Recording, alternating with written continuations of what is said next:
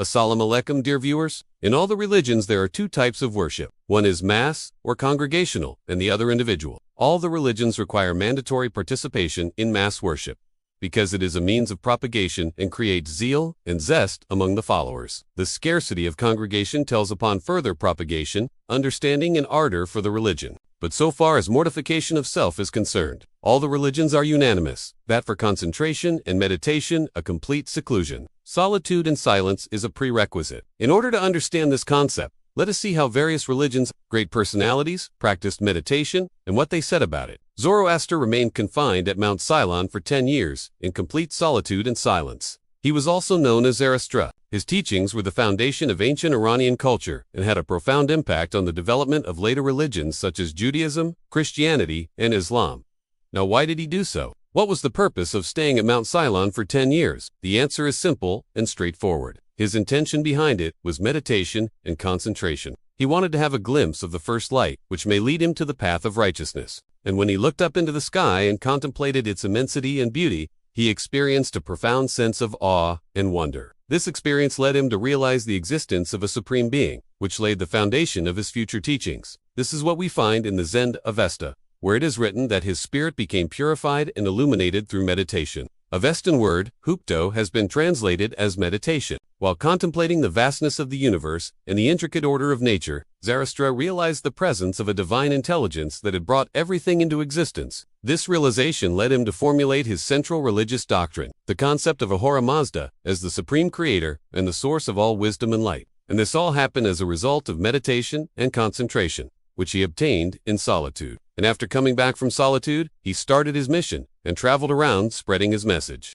Similarly, Buddha, while he was 29 years old, left his family, went to the jungles of Asveil, and as narrated in Lilith Daster, underwent austere exercises for 6 years or more in that solitude, and at last saw the divine light. After attaining enlightenment, he spent 45 years traveling throughout India, teaching his disciples and propagating his teachings. The early Buddhist texts mention that Buddha practiced severe asceticism, including extreme dietary restrictions, intense meditation, and exposure to harsh weather conditions. However, these practices did not lead him towards enlightenment. Instead, it was through a combination of meditation and right understanding that he attained nirvana. So initially, he meditated for 6 years under the Bodhi tree at Gaya, and then he started preaching his message to others. Now let's talk about Manes, the founder of the Manichaean sect. He went out of Tagun city, secluded himself for 12 years at the bank of river Tigris, and as written in Shapurgan, succeeded in seeing the first light. During his solitude, he devoted himself to prayer, fasting, and contemplation, seeking a deeper understanding of the divine mysteries. Through his rigorous spiritual exercises, he aimed to purify himself and prepare for his prophetic mission. And when he came out of solitude, he started his mission. Then we have Jesus Christ. He dedicated his life to serving others and teaching them about God's love and forgiveness. Although the Bible does not provide many details about his childhood,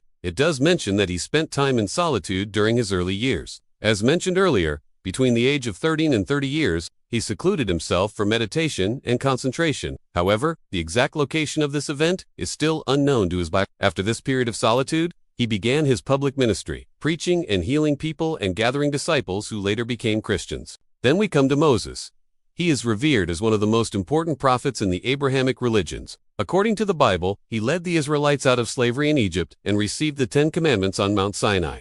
During his early adulthood, Moses fled from Egypt to Midian after killing an Egyptian who was mistreating one of his fellow Israelites. During his stay in Medina, which lasted for 10 years, Moses engaged in shepherding the flocks of Jethro. It was during this time that he received his first divine calling from God, instructing him to return to Egypt and free the Israelites from slavery. Despite being hesitant at first, Moses eventually obeyed God's command and embarked on a journey back to Egypt. While on his way, God spoke to him from the burning bush, reaffirming his mission and providing him with signs and guidance. Upon his arrival in Egypt, Moses confronted Pharaoh and demanded the release of the Israelites. But the Pharaoh refused, leading to various plagues being sent upon Egypt.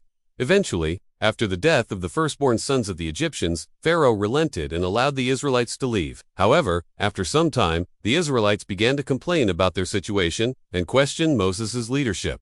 In response, God instructed Moses to lead the people to Mount Sinai, where he would receive the 10 Commandments as a guide for their conduct and governance. During this time of waiting, it is believed that Moses secluded himself in a cave for 40 days and nights, engaging in fasting and prayer. This experience is described in Exodus chapter 34 verse 28 and Deuteronomy chapter 9 verse 9. Upon his return, Moses shared the teachings from Mount Sinai with the Israelites, marking a significant moment in the history of the Israelites, setting forth the fundamental principles of worship, conduct, and societal organization. Moses continued to lead the Israelites on their journey through the wilderness, providing guidance, leadership, and divine revelation until their arrival at the plains of Moab, where he passed away at the age of 120. His legacy lived on, influencing the development of Judaism, Christianity, and Islam, and his contributions continue to be revered and celebrated. As far as the Holy Prophet Muhammad, peace be upon him, is concerned, it has been told by all his biographers that every year he used to isolate himself in the Hira cave for 40 days, living only upon barley flour and water. This was his practice. It's not written anywhere that he stayed there for 40 days and then started his mission. No, this was his regular practice every single year. Besides this, another narration has come in the Hadith that the Holy Prophet said, "Verily, the one who secludes himself for a month in the cave will be better than that he stayed in Medina or at the mosque." And then he further explained the meaning of seclusion. There are different levels of seclusion. The best form of it is staying in a cave. The second best is staying in a desert or an isolated place, and the third best is staying at home, so you can offer your prayers, but you abstain yourself from worldly things and keep on reciting the Quran and contemplate on its verses. This is called seclusion. So, from the lives of great men and women of different religions, what lesson do we learn? Every person who wants to see the light, who wants to get something from the unseen world, must necessarily have a glimpse of solitude. Without it, you cannot expect any success. You cannot expect to have anything from the unseen world. And this is applicable to all the religions. If you want to have a deep connection with your Creator, then you must live a life of solitude and sacrifice. Thank you very much for listening. Please like, share, and comment below with your feedback and queries. We will be happy to receive them. Once again, thank you very much, and Salam Alaikum.